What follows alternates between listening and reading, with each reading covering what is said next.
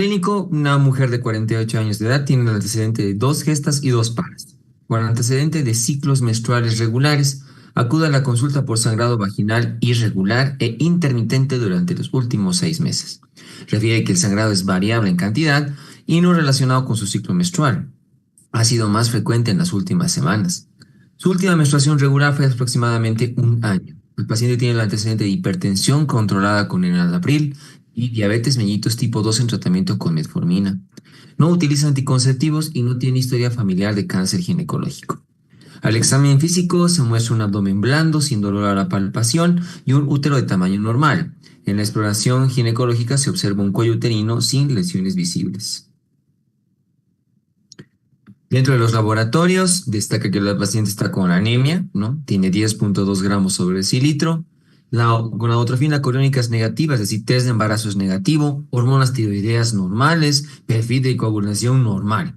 En la imagenología se realiza una ecografía transvaginal que revela un endometrio de 12 milímetros de grosor y la presencia de un pólipo endometrial de 2 centímetros.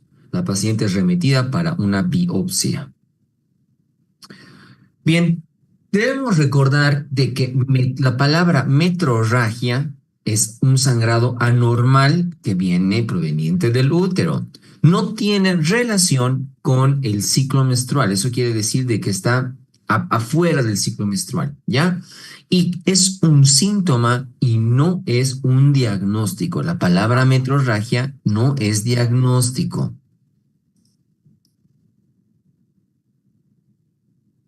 Entonces, Ujú.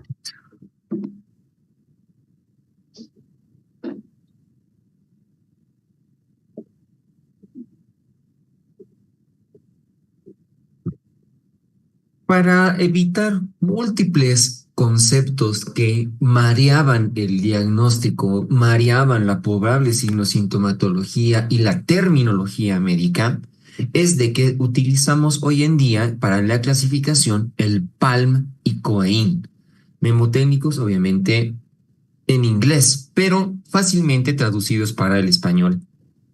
PALM viene de la palma de la mano, ¿no? Causas estructurales. Pólipos, adenomiosis, leiomiomas y malignidad. PALM, ¿no? Pólipos, adenomiosis, leiomiomas y procesos de malignidad. Mientras que en el COEIN estaban alojadas todas las lesiones que no son estructurales o causas, perdón, que no son estructurales por las cuales una paciente podía sangrar de manera diferente. C de coagulopatías o de disfunción ovulatoria u ovárica, E, factor endometrial y procesos iatrogénicos y la N no clasificada. Para finales prácticos, hay muchas hay un tema que se llama patología de endometrio y está en su bibliografía. Algunas patologías que están aquí, que son de endometrio, van a ser más detalladas en patología endometrial. Mioma prácticamente es la principal causa de todas las hemorragias uterinas anormales. Como es la más frecuente, tiene un capítulo que también la vamos a desglosar, especialmente el día viernes, con netamente solamente de leiomiomas. Entonces, acá vamos a revisar o bien de pasada algunas que son endometriales o las que no son de las causas que tengan una cápita diferente en su bibliografía. Tenemos que tener en cuenta además que el endometrio puede tener ciertos tipos dependiendo del ciclo menstrual, ¿no? Proliferativo es aquel en el cual se está formando la decidua y se está engrosando, entre comillas, el endometrio, preparando una probable, que se llama, un probable embarazo, ¿no? Secretorio es aquel que sí se encuentra en periodo menstrual. Deciduoide, quisiera decir, que se encuentra alojada entre ambas capas del endometrio. Sabemos que tiene capa basal, capa esponjosa. Y el atrófico, evidentemente, es un endometrio muy característico de la etapa menopáusica de la paciente. Principal causa del PALM, pólipos. Los pólipos, que se llaman, son considerados un adenoma de la capa basal del endometrio, ¿ya?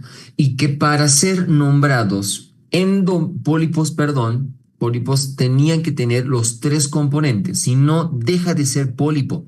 ¿Cuáles son los componentes? Un componente glandular, es decir, tiene que tener glándula endometrial. Un eje vascular. Tiene que haber la presencia de un vaso sanguíneo para el pólipo para que se reconozca como tal. Y que además tiene que tener tejido fibromuscular. Entonces, prácticamente está entre endometrio, miometrio y tiene un vaso sanguíneo que lo alimenta. Los pólipos son masas pseudotumorales muy pequeñitas, ¿no? Tendrán el tamaño de 1 centímetro, pueden llegar a 2 centímetros o pueden ser alargados, ¿no? Desde una base de 1 centímetro, pero de longitud 4 centímetros, ¿no? Por lo general, son cuadros netamente benignos. La tasa de malignidad, su bibliografía dice, ¿no? Que es del 1 o 0,1%, o sea, muy raro. Y el abordaje siempre puede hacerse para el diagnóstico con ecografía, nos sirve bastante bien. O para tanto el tratamiento como para el diagnóstico podemos utilizar histeroscopía. Pasamos a adenomiosis. La adenomiosis proviene de la endometriosis que se implanta en miometrio. Hay un tema, obviamente, netamente sobre endometriosis, ¿ya? Pero esa es la definición, es una endometriosis interna, ¿no? Está dentro, aquí podemos ver en el gráfico, hay en el miometrio, ¿no? Focos que son de endometrio, y a esto se denomina adenomiosis. La paciente, además de presentar una hemorragia uterina normal, el síntoma que es muy importante para este es que la paciente va a tener dolor pélvico crónico. El diagnóstico lo vamos a hacer en función de ecografía y resonancia magnética. El gold estándar es resonancia magnética, pero debido a su alto costo y difícil acceso, se han creado criterios ecográficos para la valoración del mismo. Entonces, los criterios ecográficos están una ecogenicidad difusa, es decir, no logramos identificar qué parte es endometrio, qué parte es miometrio, muy irregular estos lugares. Lagunas anecoicas, ¿no? El encontrar lagunas, ¿no? En los segmentos que se llama que son anecoicos, es decir, no tienen coloración, están negros en la pared del músculo, es un parte de uno de los criterios. Una estructura miometrial anormal, ¿no? Junto con la ecogenicidad difusa, no logra encontrar un endometrio rectilíneo, uniforme, un útero globoso, aumentado de tamaño ligeramente, ¿no? Pero la forma redondeada, y que vasos sanguíneos con una masa mal definida, ¿no? O sea, los vasos sanguíneos están cruzados por todo lado, ¿no? Esos son los criterios ecográficos para adenomía. Malignidad, vamos a tocar este tema también en patología del endometrio, pero tenemos que tener en cuenta que aumentada la edad en criterios de síndrome metabólico, como ser obesidad, hipertensión arterial, diabetes, otros factores de riesgo como nuliparidad, las pacientes que no tienen hijitos hasta inclusive pasada los 40 años, o las pacientes que tienen anovulación crónica, tienen un factor de riesgo para hacer hiperplasia.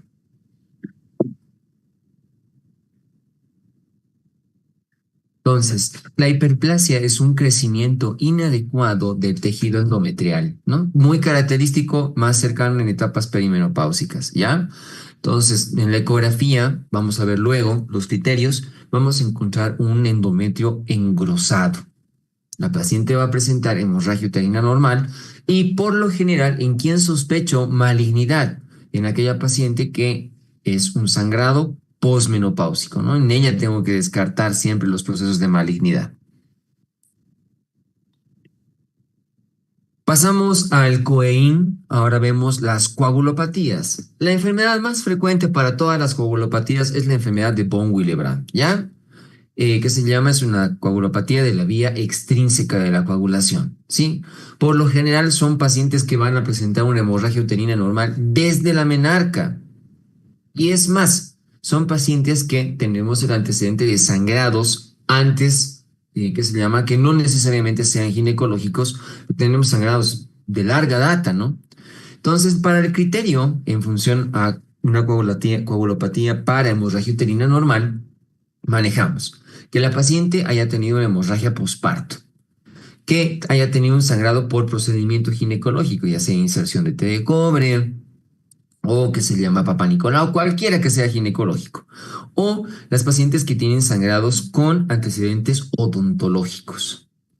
Y dentro de los otros criterios tenemos que dos o más de que la paciente haya tenido equimosis por causa desconocida, epistaxis, ¿no? En episodios de epistaxis, sangrados de encías y antecedentes familiares de sangrado, ¿no? Entonces, aquí un criterio de estos y dos o más de estos hacen el diagnóstico para que sea coagulopatía en función a una paciente con hemorragia uterina normal. Tenemos disfunciones ovulatorias y dentro de las disfunciones ovulatorias tenemos que apartar a las pacientes que tienen en los extremos de la vida reproductiva. Sabemos bastante bien que a las edades perimenarca y perimenopausia la menstruación se va a volver irregular y que inclusive las pacientes pueden tener sangrados interperiodo. No vamos a alojar a estas pacientes, ¿no? Sino que por lo general también tenemos que tener en cuenta de que puede haber una deprivación en la hormona de la progesterona. La progesterona es la caída de esta hormona produce la menstruación, ¿no? Entonces, causas que pueden ser en función a una disfunción ovulatoria que pueden alterar el eje hipotálamo hipoficiario gonadal, especialmente en la gónada secretan las dos hormonas estrógeno y progesterona. Conocidísimas: síndrome de ovario poliquístico, hipotiroidismo, hiperprolactinemia, las pacientes con obesidad, anorexia, pérdida de peso extremo, ejercicio y estrés extremo y las causas iatrogénicas, ¿no? Es decir, las que consumen de manera indiscriminada anticonceptivos o tratamientos hormonales. Dentro de lo iatrogénico está, entre comillas, el que o la paciente o el personal médico puede provocar estas hemorragias, ¿no? Los anticonceptivos que tengan levonorgestrel son, que se llaman anticonceptivos muy reconocidos para hemorragias uterinas anormales. Paradójicamente, los dispositivos intrauterinos con levonorgestrel son la principal línea de tratamiento de manera para parar la hemorragia, ya según su bibliografía. El uso de anticonceptivos orales, el uso de algunos antibióticos, anticonvulsivante, tabaco y evidentemente los anticonvulsivantes pueden provocar en la paciente hemorragias uterinas que sean inadecuadas.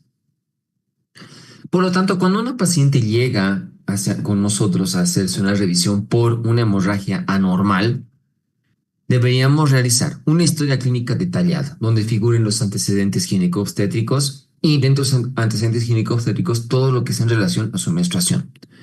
Valorar siempre hormona gonotrofina coriónica, especialmente en etapas reproductivas de la paciente para descartar embarazo y sangrados del mismo. Dentro de la exploración se verá si hay lesiones que son de aparato reproductor genital femenino inferior, es decir, vagina, vulva y demás, y que se llama simule un proceso de sangrado del tracto genital superior, hemograma para valorar anemia, porque hay pacientes que con sangrado uterino normal agudo, que inclusive pueden llegar a este estado de choque. Cuadros hormonales, si se tiene la disponibilidad, factores de coagulación para descartar en caso de que hayamos descartado causas orgánicas y valorar la estructura uterina siempre va a ser con el principal método de diagnóstico, ecografía, ¿ya? Entonces aquí podemos ver que se llama de una paciente normal, de una paciente que no tiene, que se llama, no es posmenopáusica. Aquí podemos encontrar, ¿cómo vamos a encontrar? Miren, el endometrio en la etapa menstrual está de 1 a 4 milímetros. Un endometrio proliferativo de 3 a 5 milímetros y un endometrio secretor de 8 a 12 milímetros, lo que normalmente deberíamos ver en la ecografía de una paciente en etapa reproductiva normal. Mientras que su bibliografía refiere que uno de los métodos más importantes para patología netamente endometrial, que quiere decir que no sea para miometrio, que no sean los ovarios, que sean otras causas, la histeroscopía también es de vital importancia para el diagnóstico y evaluación de la paciente. Tenemos que tener en cuenta también que hay otro tipo de hemorragias que se llama, pueden producirse, ¿no? La hemorragia de la recién nacida, simplemente por transferencia hormonal, a la primera semana de vida extrauterina, las recién nacidas del género femenino pueden presentar un ligero spotting o un ligero sangrado, que simplemente es por transferencia hormonal y esa transferencia hormonal es pero aunque sea tan chiquitita, pero para la neonato tan importante que la paciente prácticamente tiene una ligera menstruación. pero no es algo patológico, va a pasar y la paciente nuevamente va a recuperar todo su ciclo en la etapa de la adolescencia. Causas ovulatorias, ya prácticamente habíamos visto, ¿no? Muchas situaciones pueden interferir en que el ovario no secrete de manera adecuada el estrógeno y la progesterona y se produzca un desbalance hormonal del mes.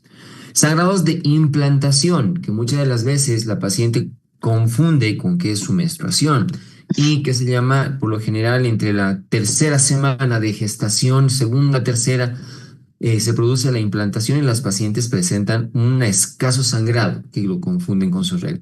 Tenemos también causas psicógenas, ¿no? Pacientes con enfermedades psiquiátricas que repercutan en su alimentación, en su ejercicio, en su estrés, pueden presentar hemorragias, ¿sí?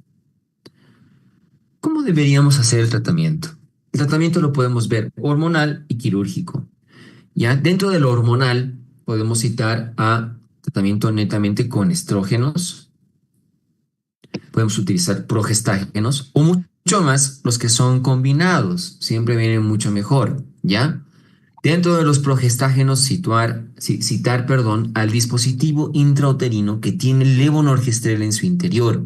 Es un buen medicamento, especialmente en patología endometrial. También podemos utilizar inhibidores de la aromatasa como el danazol o análogos de la GnRH como la leuprolide, ¿no? Son medicamentos que nos pueden ayudar a regular el tratamiento.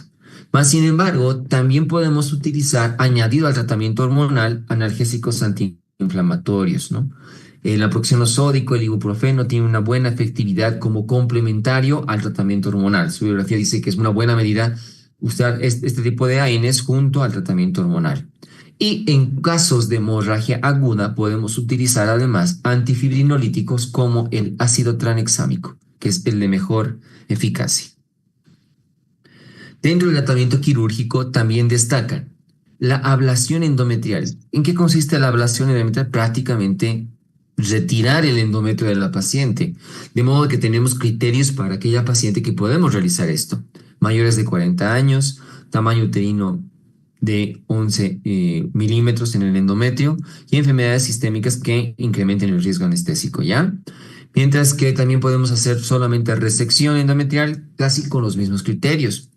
Otro tratamiento quirúrgico que es más utilizado, puesto que estos dos anteriores no son muy utilizados, está embolización de la arteria uterina. Esto lo hacemos con un hematólogo o cirujano cardiovascular guiado, ¿no? Podemos entrar con un acceso vascular arterial y llegamos por las arterias femorales a la arteria uterina.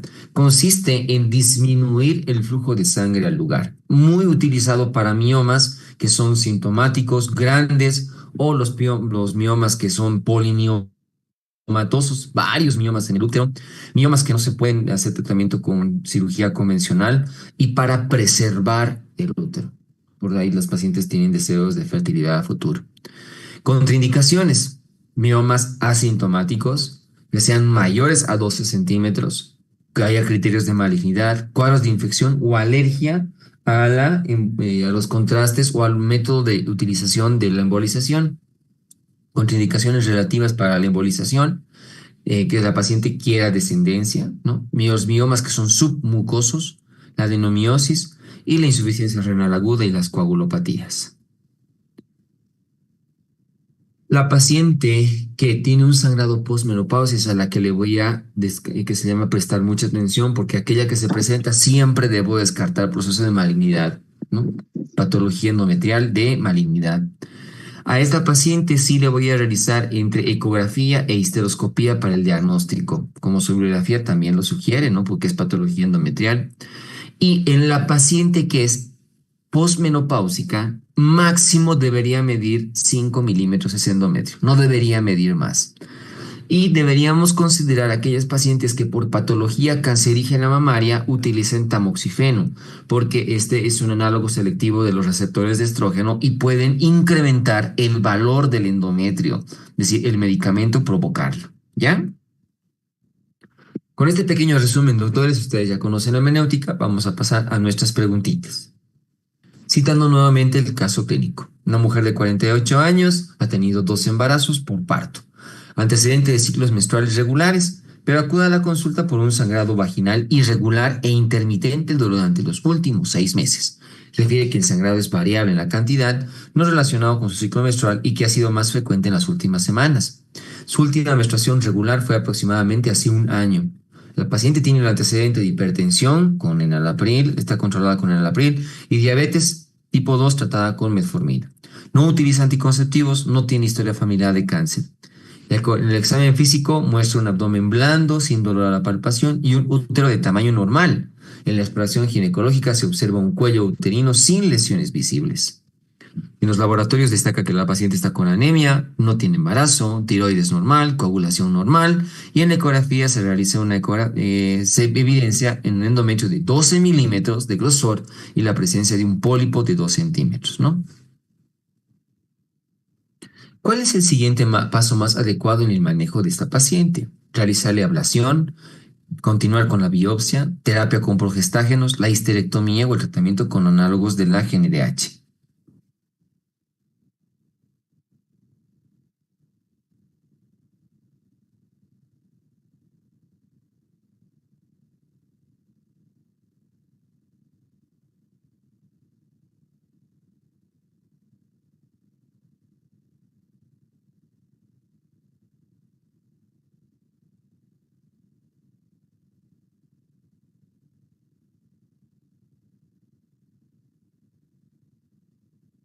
No se olviden, doctores, que sus bibliografías son conservadoras. No se hace manejo radical, salvo que haya procesos de malignidad, entre comillas, ¿no? Por lo tanto, en esta paciente solamente vamos a continuar solo su biopsia, hasta esperar el resultado. Todavía no le hacemos ningún tratamiento.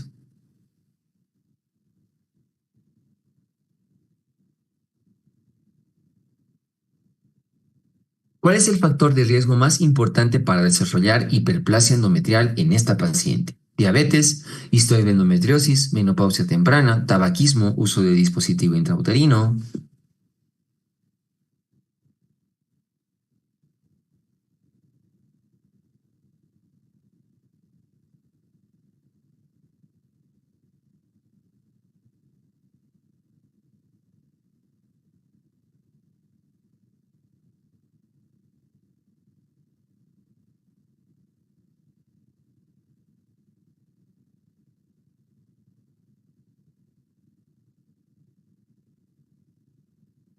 Dentro de los factores que refiere su bibliografía está obesidad, nulliparidad y anovulación crónica. ¿Ya? Para la obesidad les había comentado, inclusive cuando veamos en patología endometrial está síndrome metabólico junto a la obesidad, diabetes e hipertensión arterial son causas de síndrome metabólico. Entonces aquí la respuesta es A.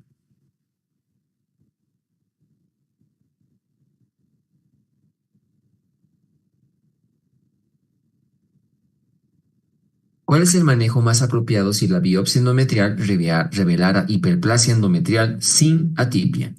Observación con seguimiento ecográfico anual, terapia con estrógenos conjugados, progestágenos orales o DIU con levonorgestrel, histerectomía abdominal o radioterapia pélvica.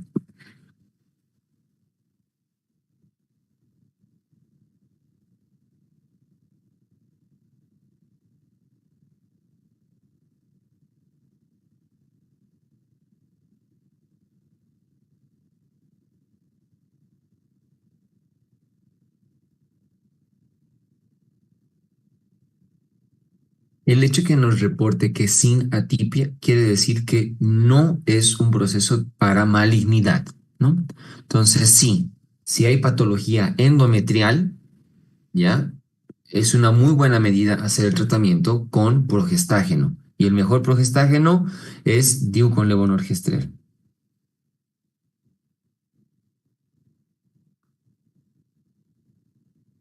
¿Cuál de las siguientes condiciones es un diagnóstico diferencial importante en una mujer con metrorragia y un engrosamiento endometrial en la ecografía? Carcinoma cervical, mioma subseroso, poliposis endometrial, atrofia vaginal o adenomiosis.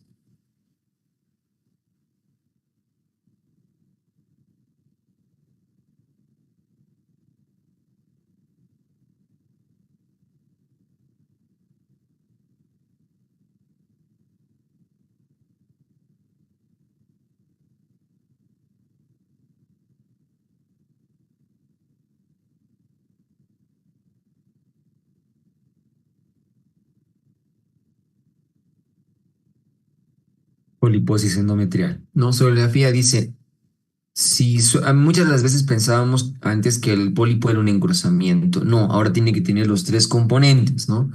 Pero si encontramos un engrosamiento endometrial sin que tenga los tres componentes, podemos poner el nombre de poliposis, ¿ya? Uno de los siguientes no corresponde a las causas orgánicas de hemorragia uterina normal: coagulopatías, leiomiomas, pólipos, adenomiosis o procesos de malignidad.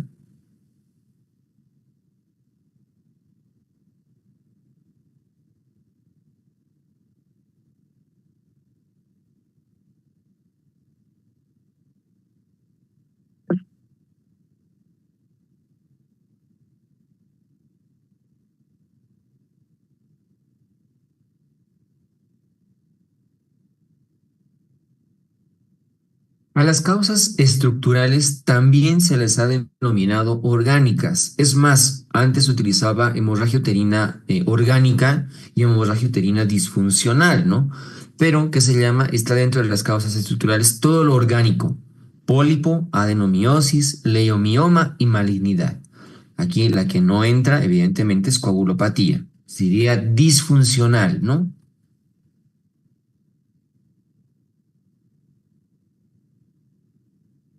Uno de los siguientes no corresponde a los componentes de un pólipo endometrial: eje vascular, componente glandular, tejido fibromuscular, sobre elevación endometrial, o todas son correctas.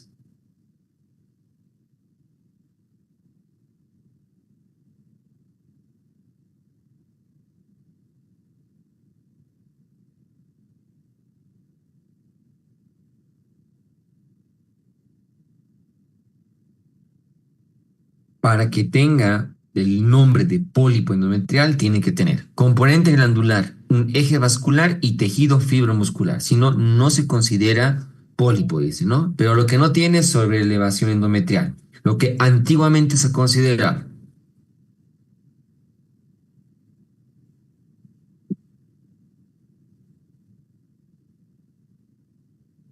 Uno de los siguientes no es criterio ecográfico de la adenomiosis: ecogenicidad miometrial difusa, lagunas, ecoestructura anormal, útero globoso o Doppler con vasos alrededor de la masa.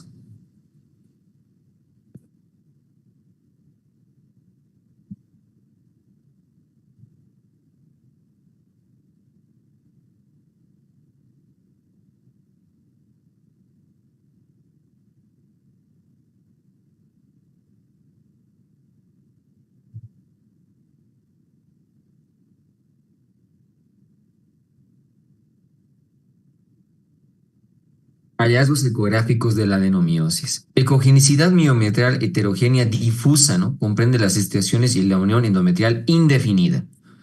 Lagunas anecoicas, quistes o ambos. Ecoestructura miometrial anormal focal, ¿no? Bordes indefinidos. Útero globoso, asimétrico o ambos. Y Doppler que muestra el curso de vasos sanguíneos a través de una masa indefinida. Mientras que en los mileomiomas se agrupan alrededor de la masa, dice la respuesta, ¿no? Entonces aquí la respuesta es E, Doppler con vasos alrededor de la masa, porque es desde mioma.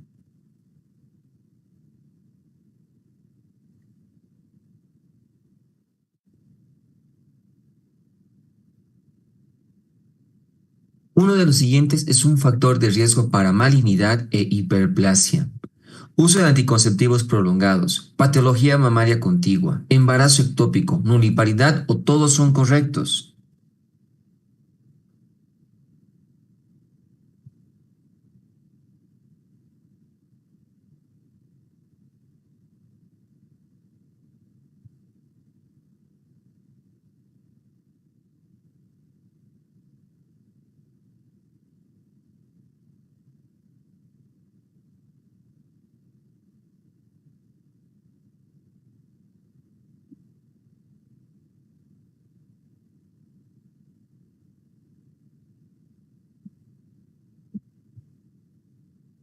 La hiperplasia uterina normal por hiperplasia típica es un carcinoma de endometrio en mujeres en edad reproductiva. Es poco común, pero igual debe sospecharse, especialmente en aquellas con factores de riesgo como obesidad, nuliparidad y la anovulación crónica. Solamente aquí es nuliparidad. Cuando veamos patología endometrial y ovárica, se van a dar cuenta de que el uso de anticonceptivos en etapa reproductiva es un factor protector, más al contrario. La patología mamaria no tiene que tener nada que ver con la patología endometrial, salvo que estuviera con tratamiento con tamoxifeno. El embarazo ectópico no es nuliparidad, entre comillas, sí tiene un antecedente de embarazo, por eso aquí solo es nuliparidad. No, su biografía es tal cual la tercera edición del Gori. Una de las siguientes no es indicación para considerar enfermedad de von Willebrand. Equimosis una o dos veces al mes, epistaxis una o dos veces al mes, sangrado frecuente de encías, antecedentes familiares de sangrado o la dificultad para cerrar heridas.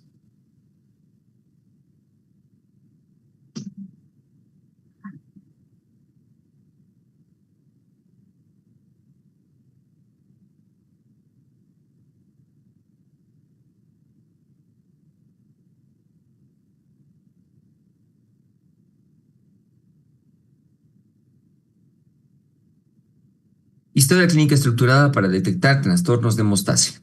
Sangrado menstrual abundante desde la menarca. Uno de los siguientes. Hemorragia posparto, sangrado relacionado con un procedimiento quirúrgico, sangrado relacionado con un procedimiento odontológico. Y dos o más de los siguientes síntomas. Equimosis una o dos veces al mes, epistaxis una o dos veces al mes, sangrado frecuente de encías y antecedentes familiares de sangrado. Pero lo que no hay es dificultad para cerrar heridas.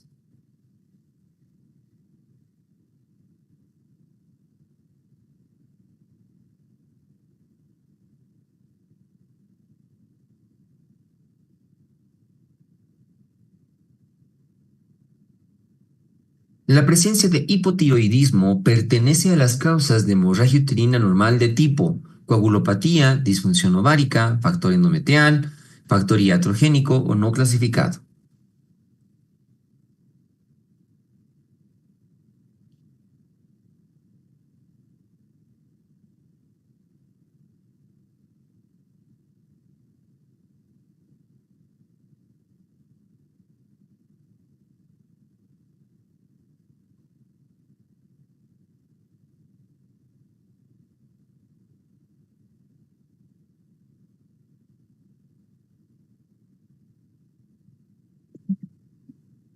Aquí está, ¿no? Disfunción ovulatoria. Todas estas se engloban como para que el ovario no trabaje normal.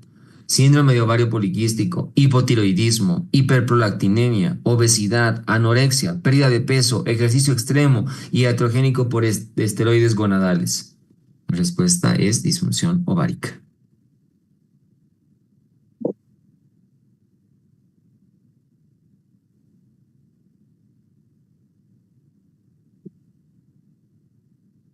La presencia de una de estas bacterias tiene íntima relación con la endometritis y la hemorragia uterina normal. Gardnerella vaginalis, Chlamydia trachomatis, Candida albicans, Treponema pallidum, o todas son correctas.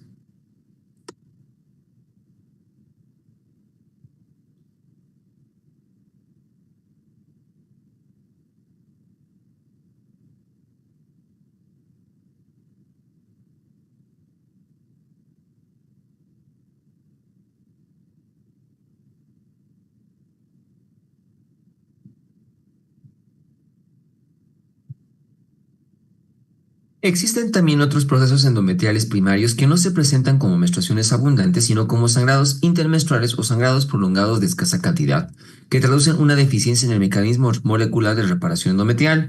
Estos trastornos pueden ser secundarios a inflamación o infección endometrial, con anormalidades en la respuesta inflamatoria, ¿no? Algunas evaluaciones retrospectivas de mujeres con endometritis crónica no han podido demostrar una relación entre el diagnóstico histopatológico y la presencia de sangrado, pero sí se han encontrado una relación entre infecciones subclínicas por Chlamydia trachomatis y hemorragia uterina normal, ¿no? Y la respuesta es clamidia.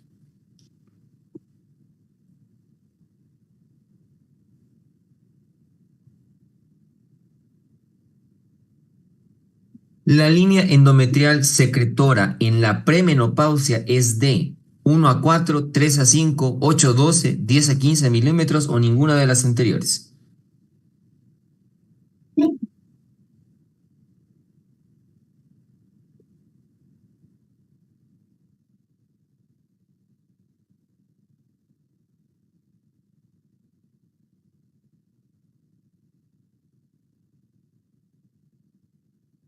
Línea endometrial en la premenopausia.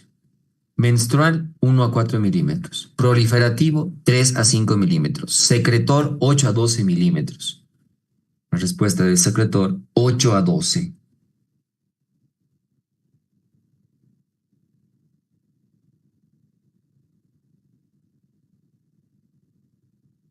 El acetato de leuprolide es un estrógeno, un progestágeno, un análogo de la GnRH, un AINE o un DIU con levonorgestrel.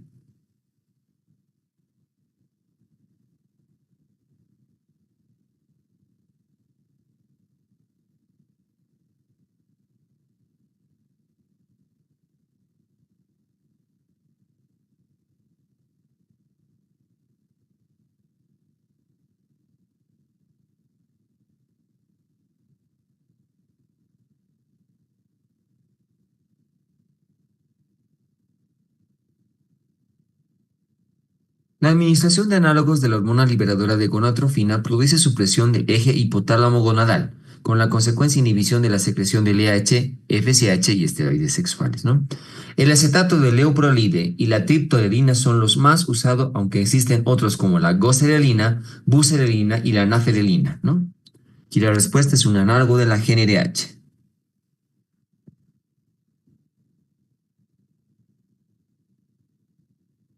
El tratamiento médico hormonal que reduce el sangrado de una hemorragia uterina normal en más del 95% de los casos es estrógeno, progesterona, diuconlevonorgestrel, danazol, análogos de la GnRH.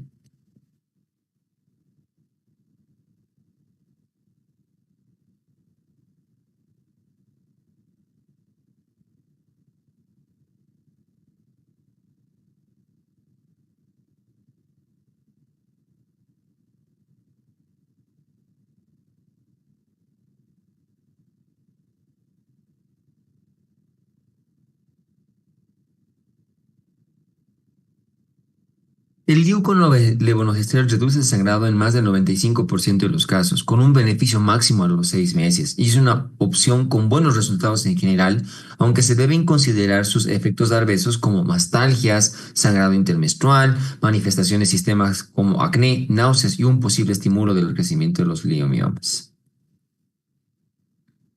Diu con levonorgestrel. Además, recalcar que es muy bueno para patología endometrial. No tendría para tal vez las otras causas, pero para Acá. endometrial es muy bueno.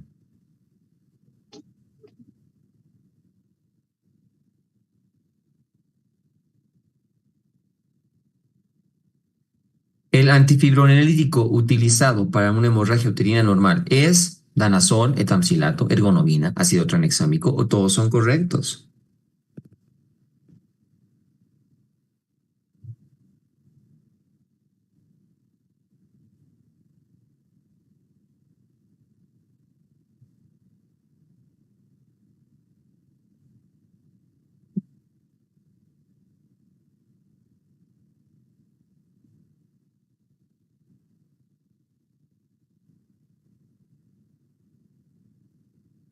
El ácido tranexámico, un derivado sintético del aminoácido de lisina, produce un efecto antifilinolítico a través del bloqueo reversible del plasminógeno sin interferir en los parámetros de coagulación.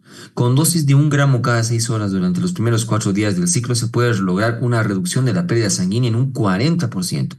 Los estudios comparativos han demostrado que es más eficaz la reducción del sangrado que los AINE y que los progestágenos orales administrados en facility, ¿no? Sencillita, ácido tranexámico.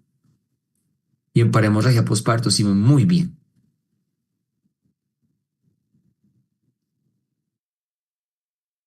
Uno de los siguientes no es un criterio para la ablación endometrial en hemorragia uterina normal, ¿ya? De causa endometrial. Mayor de 30 años, tamaño uterino de 11 centímetros, enfermedades sistémicas que incrementen el riesgo, ninguna es correcta o todas son correctas.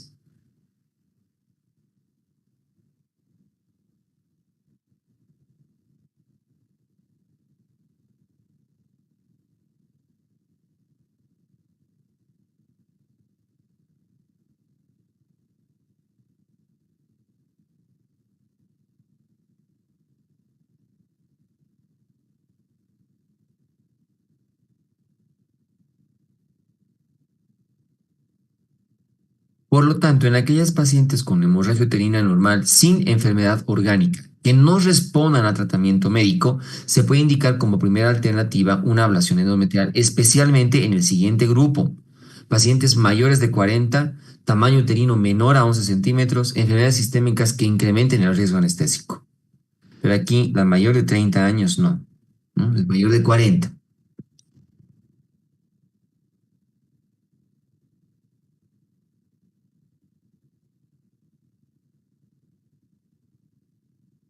Una de las siguientes es una contraindicación absoluta para realizar embolización de arteria uterina en una hemorragia uterina normal: alergia al contraste, leiomiomas submucosos, adenomiosis, insuficiencia renal o alteraciones de la coagulación.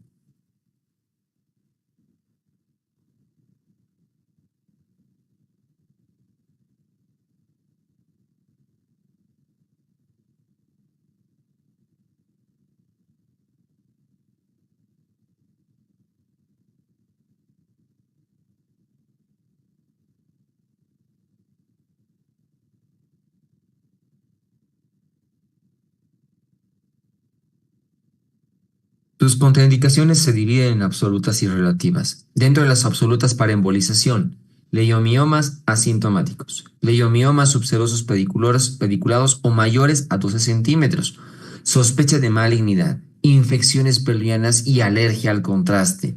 Mientras que en las relativas está paciente con edad fértil que desea descendencia, leiomiomas submucosos, adenomiosis asociada y la insuficiencia renal y las alteraciones de la coagulación, ¿no? Aquí sí, la alergia al contraste es una contraindicación absoluta.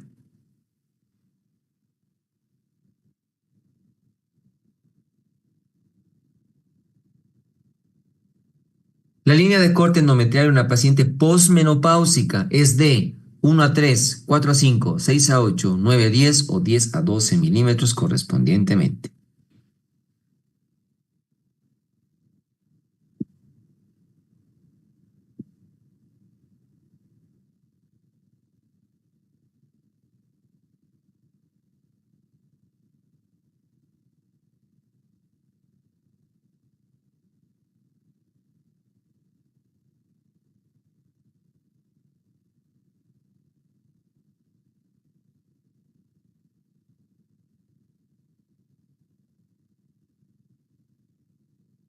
Los 4 a 5 milímetros fueron considerados por mucho tiempo y para muchos autores sigue siendo la medida correcta, pues tiene sensibilidad parecida a la biopsia endometrial, aún en pacientes con terapia de reemplazo hormonal de reemplazo, ¿no?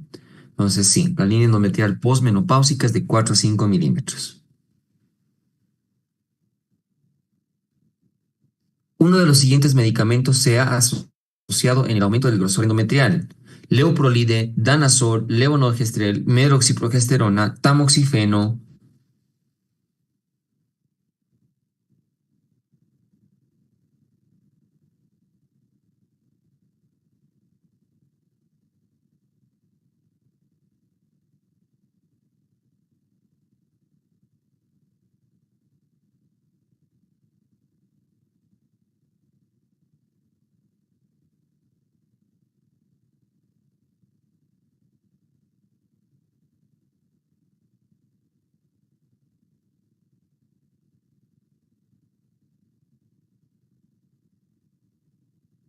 Tamoxifeno. El tamoxifeno produce un edema subendometrial que, evaluado por la ecografía transvaginal, se traduce en un pseudoengrosamiento del endometrio y generalmente condiciona la realización de algún procedimiento diagnóstico invasivo, muchas veces hasta innecesario.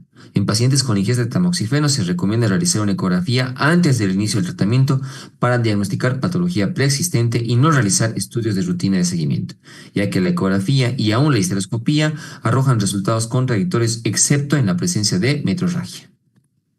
Entonces sí, el tamoxifeno es el que aumenta el grosor endometrial.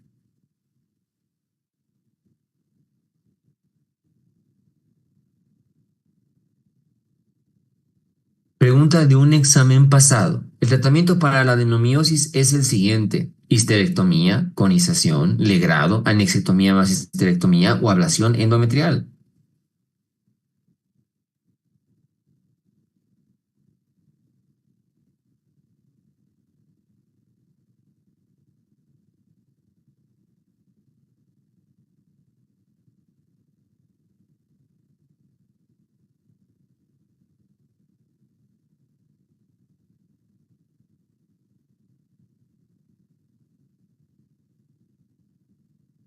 La respuesta es histerectomía. Si la endometriosis interna está en el espesor del músculo, por eso es que tal vez no podíamos realizar iconización, cuello del útero. Legrado, endometrio. Anexectomía más histerectomía, el cuello que se llama la trompa no tiene, que se llama sentido. Y la ablación endometrial, esto es para patología endometrial, por eso es que aquí descarta el tratamiento de la histerectomía. Preguntas, puntos claves. Metrorragia es el sangrado uterino irregular o intermenstrual fuera del ciclo menstrual regular sin relación con la menstruación. Clasificación PAN-COEIN. Causas estructurales, pólipos, adenomiosis, lioma y malignidad. COEIN no estructurales, coagulopatía, factor ovulatorio o anovulación, endometrial, iatrogénico y no clasificado. Miomas submucosos, causa estructural más común de metrorragia en mujeres premenopáusicas debido a su localización en la cavidad endometrial. Hiperplasia endometrial, proliferación excesiva del endometrio por excesivo prolongado a estrógenos sin oposición, particularmente en anovulación crónica. Carcinoma endometrial considerada en mujeres mayores de 45 años, con metrorragia y factores de riesgo como obesidad, diabetes y nuliparidad. Y la anovulación crónica, evidentemente. Factores de riesgo, obesidad. Aumenta la producción de estrógenos a través de la aromatización de andrógenos en el tejido adiposo. Anovulación crónica, como en el síndrome de ovario poliquístico, aumenta el riesgo de hiperplasia endometrial debido a la falta de progesterona. Diagesto diferencial importante. Los miomas uterinos, especialmente los submucosos.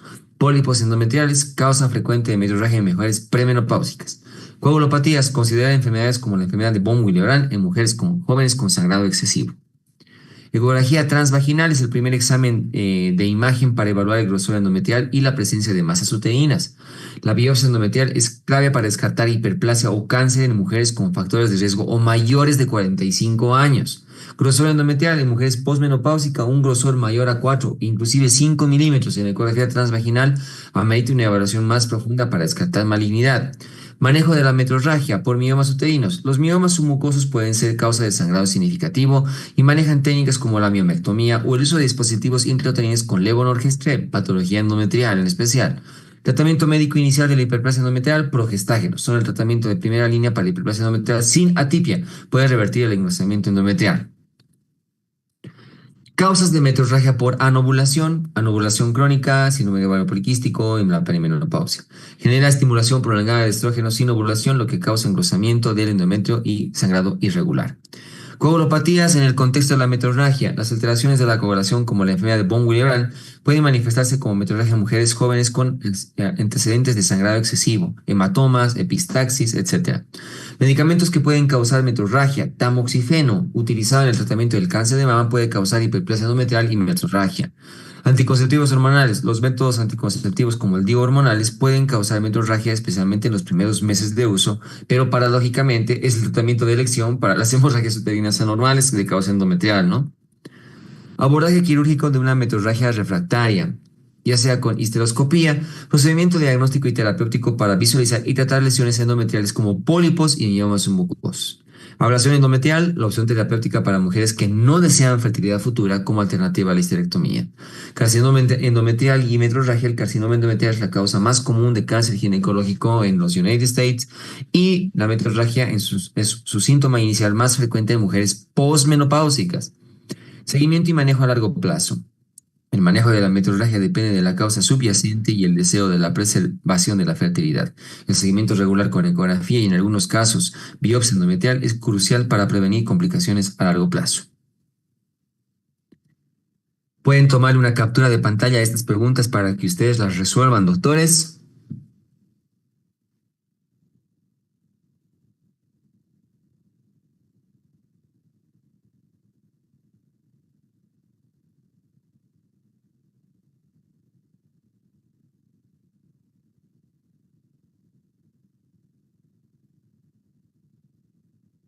Vamos a pasar a la siguiente página para que le tomen también una captura de pantalla. Tenemos esta vez más preguntitas para que ustedes puedan resolver.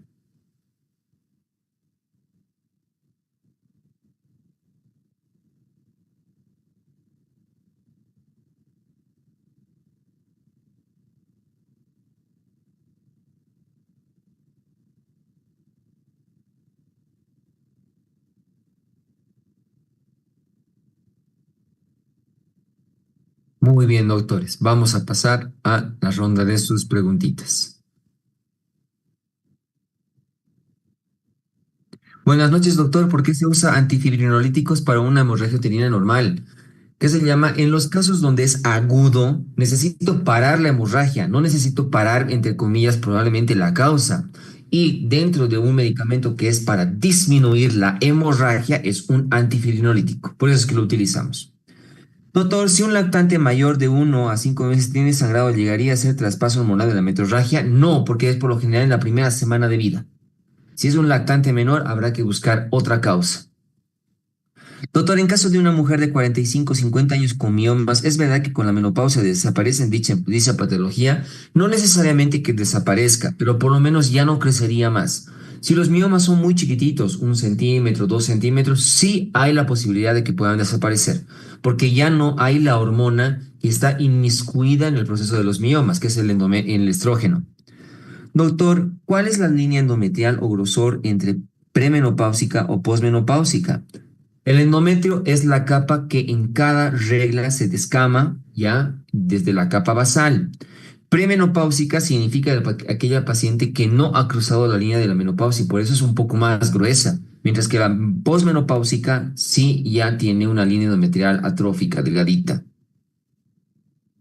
Buenas noches, doctor. ¿Cuánto tiempo se administra el ácido tranexámico? Su bibliografía dice que inclusive hasta 4 días se puede utilizar. Entonces lo utilizamos en la hemorragia aguda. ¿Ya? Puede ser los días que le dure la regla. Doctor, buenas noches. En caso de implante subdérmico que produce sangrado permanente, ¿es mejor retirar el implante? Depende. Si el sangrado es incomodante y le produce anemia y reacciones adversas importantes a la paciente, sí, lo ideal sería retirarle. Pero si el sangrado es escaso, no incomoda a la paciente, no le produce anemia, si es buen método anticonceptivo, se podría quedar.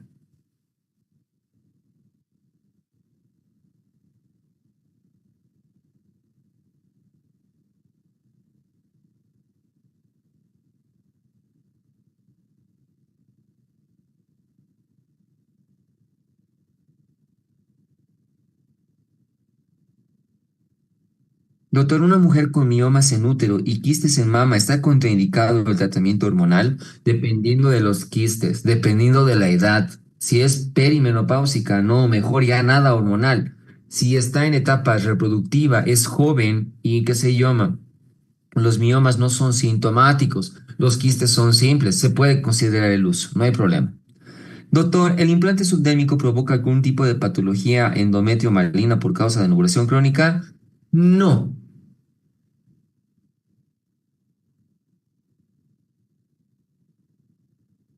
No necesariamente produce anovulación crónica desde el punto de vista patológico, ¿ya? Por eso es que es hábil su uso, ¿no? Porque si fuera el implante patológico, no debería ser ni comercializado ni utilizado.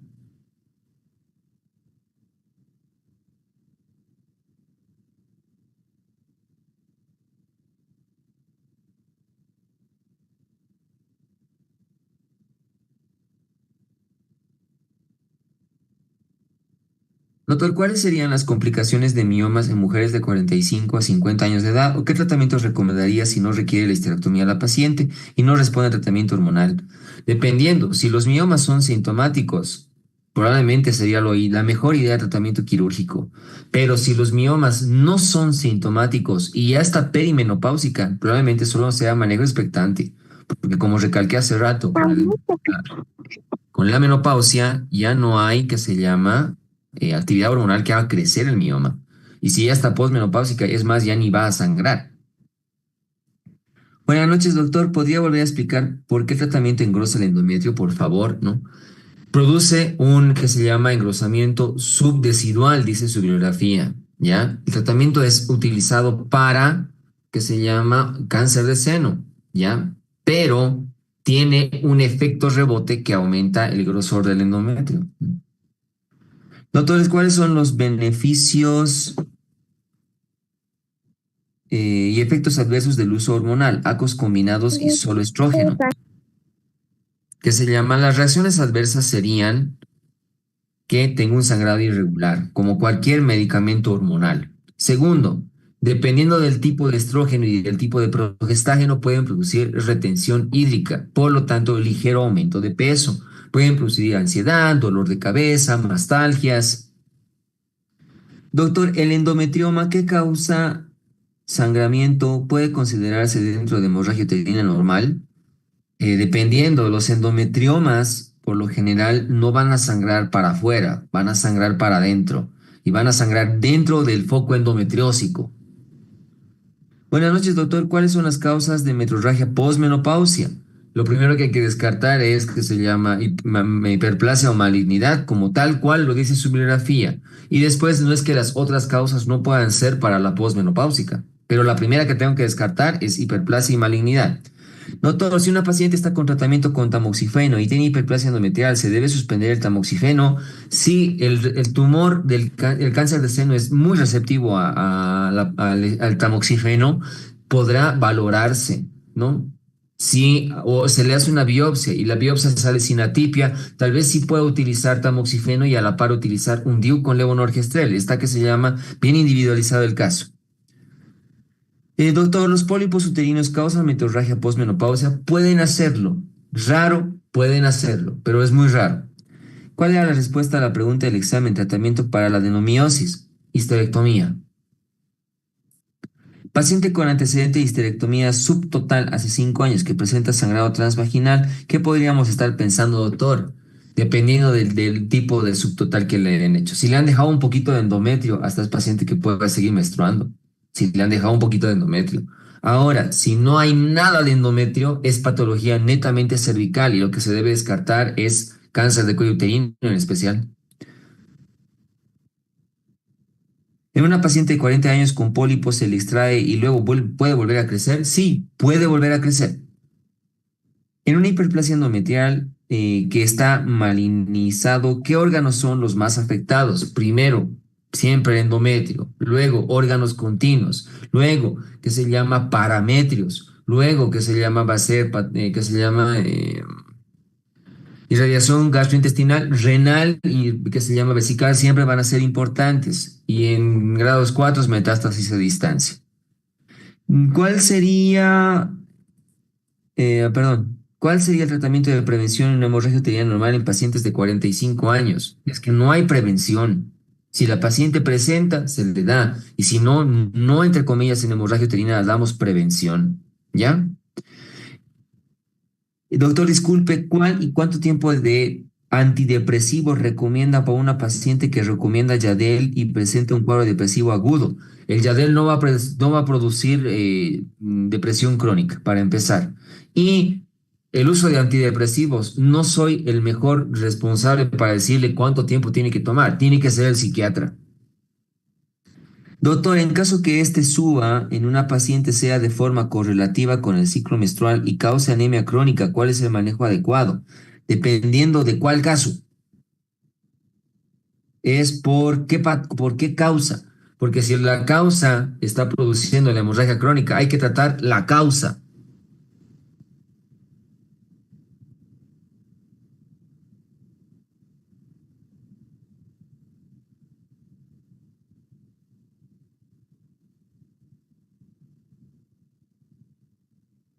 Mientras hacen más consultas, doctores, vuelvo a recalcarles, la edición tercera del GORI es la que deben estudiar, que es panamericana.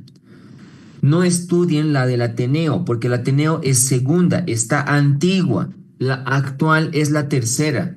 Yo sé que es un error de taipeo que les hayan puesto, la tercera edición Ateneo no existe, es la de Panamericana.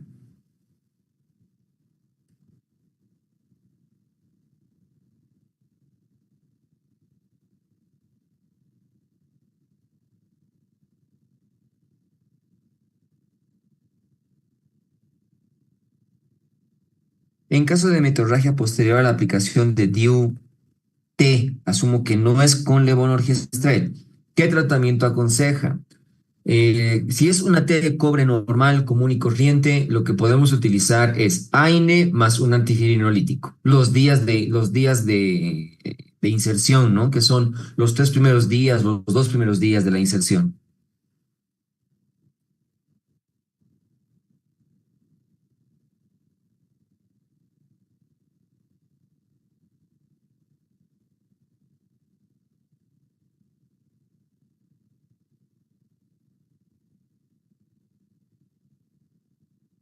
Como antifibrinolítico podría ser ácido tranexámico. Sí, es el que además su bibliografía lo recomienda y es el que utilizamos.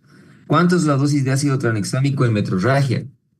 Para no marearles, utilicen la que dice su bibliografía. Pueden utilizar 1 gramo cada 6 horas, pero también puede ser menos, 500 miligramos, 250 miligramos cada 6 horas, cada 8 horas. Esto es en función a cómo va evolucionando su paciente.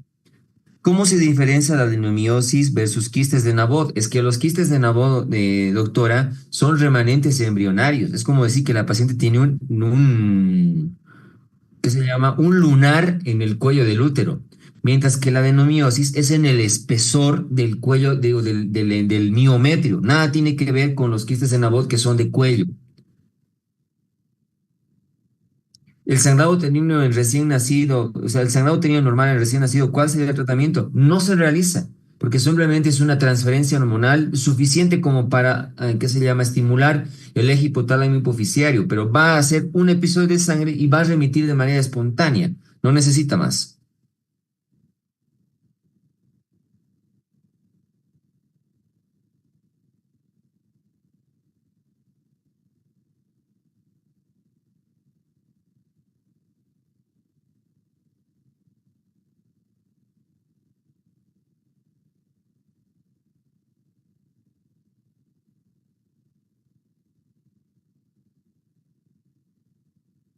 Bien, creo que ahora sí, ya no hay más preguntitas, creo.